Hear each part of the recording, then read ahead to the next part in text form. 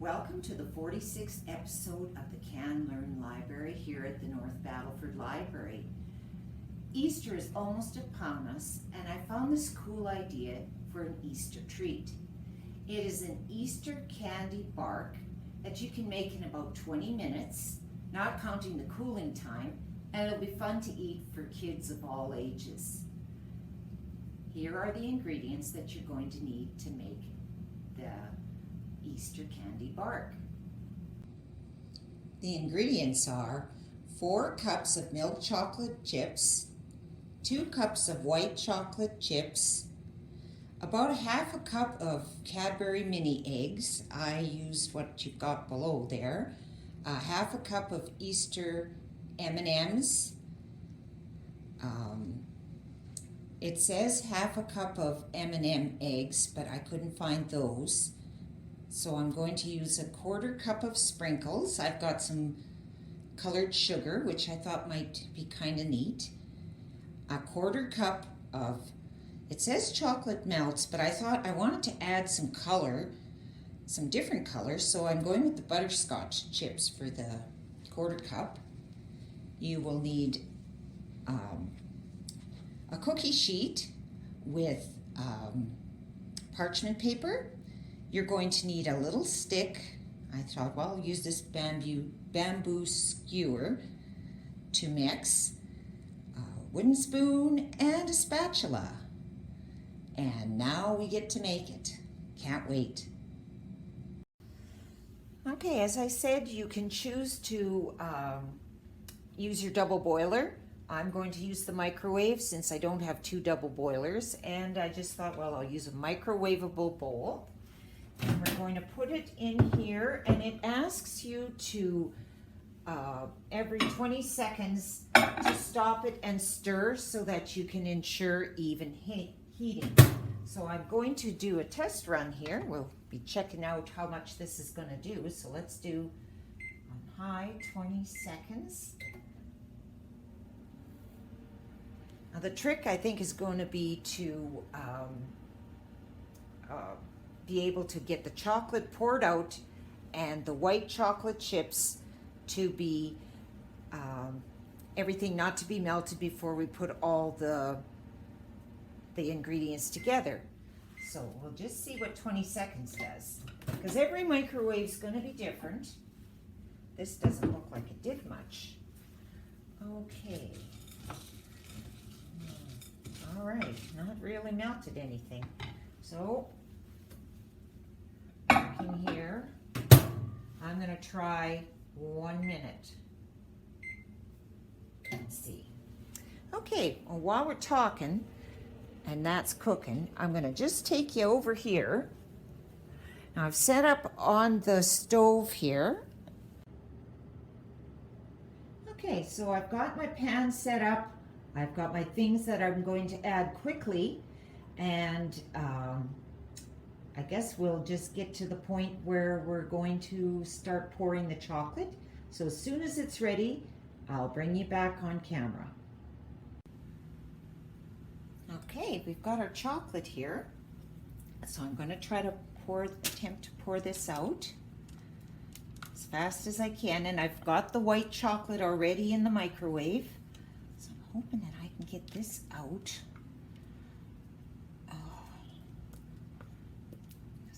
Spread out without making a mess.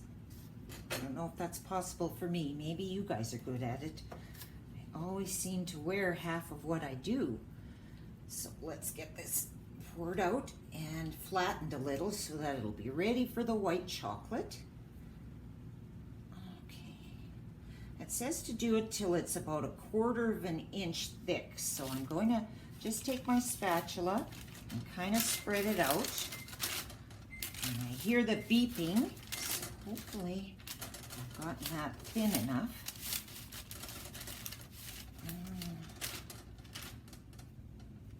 My biggest worry is that this is going to harden before I get my decorative parts on, or this just might be a little thicker than I want. Okay, so we'll check on the white chocolate.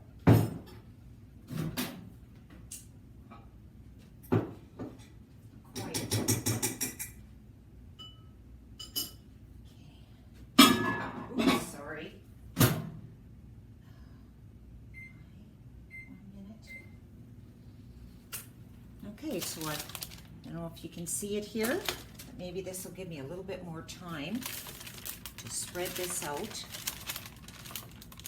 a little flatter. You want it to go as far as you can, especially, well, this year everybody might not have a big crew, so that means that few people will get more to eat. Okay, so I think I've got the chocolate pretty much. Okay, I'm just waiting for that white, so I'll just go off camera for a minute. Okay, I think I've got the white pourable, so we're gonna just kind of pour it around.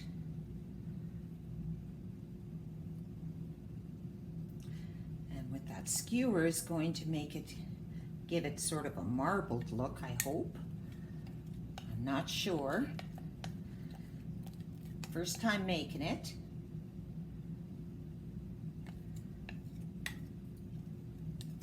So please forgive if it doesn't look quite like the picture that you may have seen on Pinterest, but it'll give you the gist of it. Okay, so I think I've got as much as I dare get out there. And we'll take our skewer, our wooden skewer, and just kind of split it around. Just somehow I thought the white was going to be a lot less, but it seems to be a fair bit of white. Try to get the edges so everybody can enjoy both kinds of chocolate. All right. Okay. So when you've got it to where you want, it's important to get those other things on before your chocolate starts to harden too much. So I think I've just about got it where I want it, without totally mixing it. Okay, so I think what I'm gonna do is I'm gonna put that 1/4 cup of those butterscotch chips, so you're just gonna sprinkle them all over the place, because I want them to melt just a little bit while this is hot. I think that just gives a different look to it. And of course, it'll all depend on what you have on hand. If all of a sudden you decide to make it, you don't have a few of the ingredients, you can improvise. I was a farm wife for many years, so often if I wanted to make something, I had to improvise a lot because running to town was not always an option to get items. So, but sometimes your improvisations turn out not too bad. So we'll see here.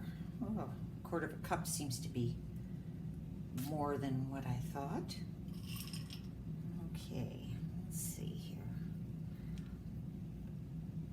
Get that on because we want to have some of the other stuff on there. Okay, just about done.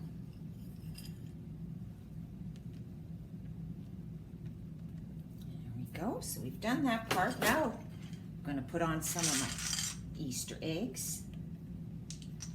And these ones were really a nice bright color, which is kind of why I chose them. They just seem to scream the word Easter. Okay, so just try to put them so they're all in evenly and nobody can say that you were chintzy. Oops, 2 together, not good. But I'm not going to play in the chocolate. Okay, so let's see, a few maybe on the edges yet. I was thinking it wasn't going to look like there was going to be enough Easter things, but I think it's going to, ooh, I've got a lot of orange there.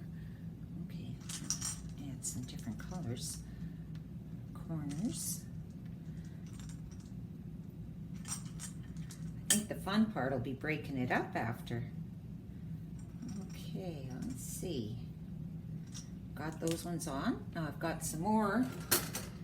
And these ones are kind of neat because they're sort of a paler color. So that'll add a little bit of contrast to your finished product and fill in hopefully the gaps where you may have missed on the first time around. So, and all kinds of sprinkles. I went with the sugar because I thought it was going to be kind of neat.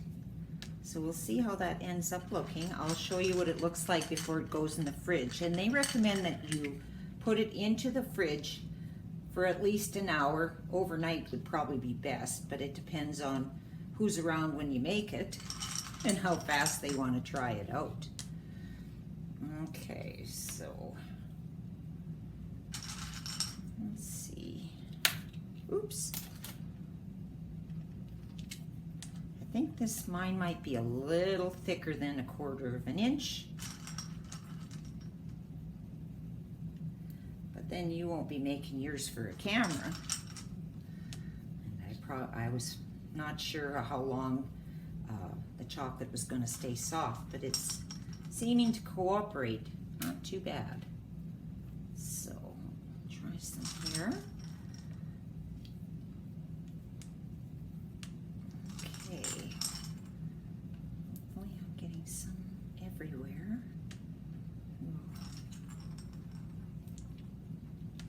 Okay. That's a pink and blue. There we go. Oops, one more. And as I've got these different colored sugars, so I'm going to try some yellow just to add, see what that looks like. Even those sprinkles you use on cakes would be nice. And now maybe try some purple on this. I think I've got a purple. Try some purple. Oh yes, the purple shows up much better than the yellow, I have to say. Okay. And well, maybe we could add a bit of blue. We'll see if blue does anything. Oh yeah, the blue's not bad at all. Okay. Okay, any other colors? We got pink. I guess I should put a bit of pink. There, oh yes, pink. Okay. And we'll show you in just a second top view of this. All right. This is what I ended up with. I think I could have gone a little thinner. As I said, I was worried about the chocolate getting soft fast, but it doesn't seem to. So now it's going to go into the fridge for at least an hour, possibly overnight. And then we'll break it up and we'll have to try some just to make sure that it's fit for eating. And here is the final product. It's a little thicker than I was hoping for, but that just means you'll have to have smaller pieces or whatever you choose to have. Well, that's all the time we have left for the Can Learn Library. I want to wish everybody a happy Easter, and we'll see you next time for the Can Learn Library here at the North Battleford Library. Take care.